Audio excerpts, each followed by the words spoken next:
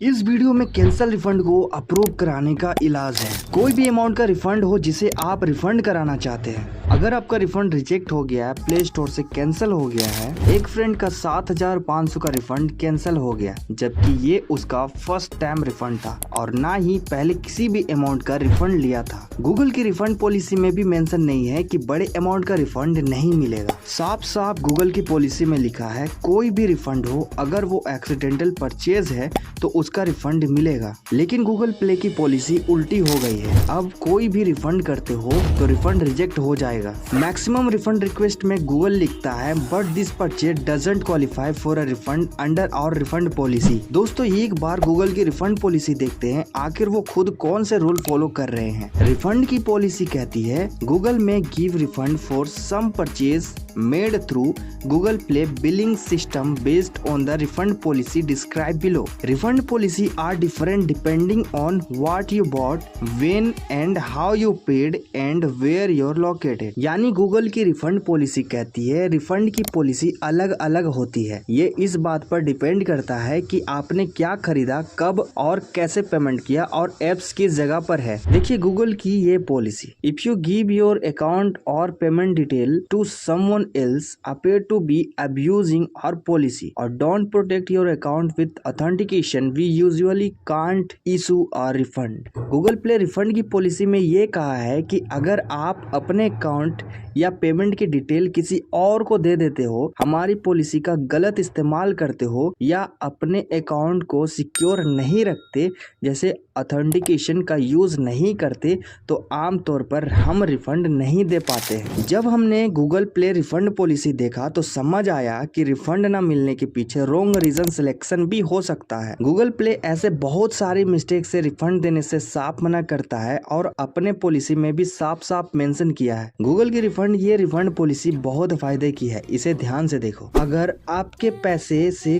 कोई Google play खरीदारी हो गई हो जो आपने नहीं की और आपकी किसी जानने वाले ने भी नहीं की, तो आपको 120 दिन के अंदर उसकी कंप्लेंट करनी होगी। अगर गूगल को लगता है कि ट्रांजैक्शन वाकई आपका नहीं था तो वो पैसा आपको वापस दे देता है, लेकिन ये उनकी इन्वेस्टिगेशन पर डिपेंड करता है। गूगल आपकी रिपोर्ट को रिव्यू करता है और देखता है कि क्या ट्रांजैक्शन आपके डिवाइस से हुआ था। देखो, रिफंड के लिए दो तरीके इस्तेमाल किए जाते हैं, पहला रिपोर्ट का और दूसरा रिफंड का। लेकिन कब क्या इस्तेमाल करना है ये आपको जानना बहुत जरूरी है। ये पॉलिसी में रिपोर्ट और रिफंड कब करना है उसके बारे में बहुत अच्छे से मेंशन है। If you find a Google Play purchase on your card or other payment method that was accidentally made by a friend or family member with your account request or refund instead. साफ साफ Google play बोल रहा है कि अगर तुम्हारे Google play account से कोई खरीदारी परचेज हो गई हो जो गलती से तुम्हारे किसी दोस्त ने, परिवार के सदस्य ने, तो इस सिचुएशन में अनऑथराइज्ड चार्ज रिपोर्ट करने के बजाय तुम्हें रिफंड रिक्वेस्ट भेजना चाहिए। देखो, रिफंड और रिपोर्ट में दोनों का क्या फर्क है। अनऑथराइज्ड चार्ज रिपोर्ट, जब तुम्हें पता ही नहीं किसने खरीदा है, इस कंडीशन में आप रिपोर्ट करो। रिफंड रिक्वेस्ट कब करना है, जब तुम्हें पता है कि किसी अपने ने गलती से खरीदारी कर लिया। इसलिए अगर गलती से घर का बंदा या दोस्त ने कुछ ले लिया हो तुम्हारे अकाउंट से तो गूगल से रिफंड मांगो, फ्रॉड रिपोर्ट मत करो। Most apps on the Play Store are made by third party developers, not by Google. The developers can help with purchase issue and can process refund pursuant to its policy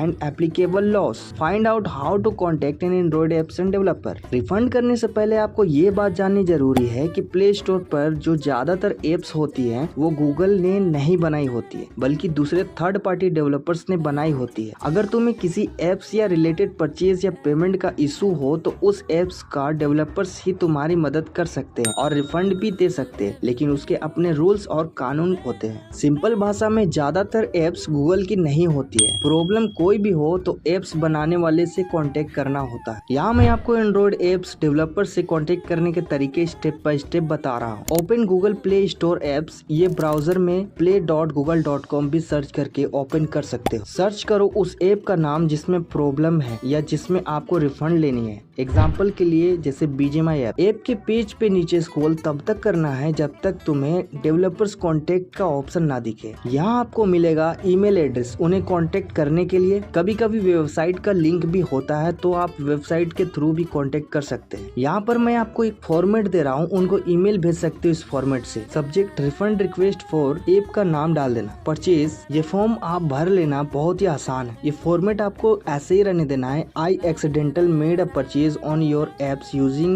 my Google Play account. I would like to request a refund for the transaction. Detail में आपको apps का name, purchase का date, transaction ID। दोस्तों developer 48 से 72 घंटे में reply करता है, लेकिन कभी कभी 1 घंटे में भी रिप्लाई कर देता है। दोस्तों गूगल प्ले पॉइंट का इस्तेमाल करके भी बहुत कोई परचेज करते हैं। यहाँ पर उसके बारे में एक छोटा सा policy. If you receive Google Play point for a purchase, learn what happened to Google Play point if a purchase is refunded. अगर तुमने कोई परचेज किया है और उसके लिए तुम्हें गूगल प्ले पॉइंट्स मिले हैं, तो अगर बाद में तुम उस परचेज का रिफंड लेते हो तो तुम्हारे प्ले पॉइंट का क्या होगा, इसका अलग रूल होता है। तुम्हें ये जान लेना चाहिए कि रिफंड होने पर प्ले पॉइंट्स वापस लिए जा सकते हैं, और अगर तुमने किसी नॉन प्रॉफिट ऑर्गेनाइजेशन को डोनेट कर दिया तो फिर उसका रिफंड मिलेगा ही नहीं। दोस्तों रिफंड के लिए सबसे इम्पोर्टेंट पॉलिसी थी जिसकी मदद से हम बहुत सारे रिफंड करते थे, लेकिन गूगल प्ले से अब वो पॉलिसी हटा दी गई है। पहले गूगल प्ले की पॉलिसी में ये ऐड था कि 24 घंटे के अंदर में आप किसी भी परचेज का रिफंड के लिए रिक्वेस्ट डाल सकते हो, जिसका आपको रिफंड मिल सकता है। लेकिन दोस्तों अब आप चेक करोगे तो गूगल प्ले पॉलिसी से रिफंड रिक्वेस्ट के लिए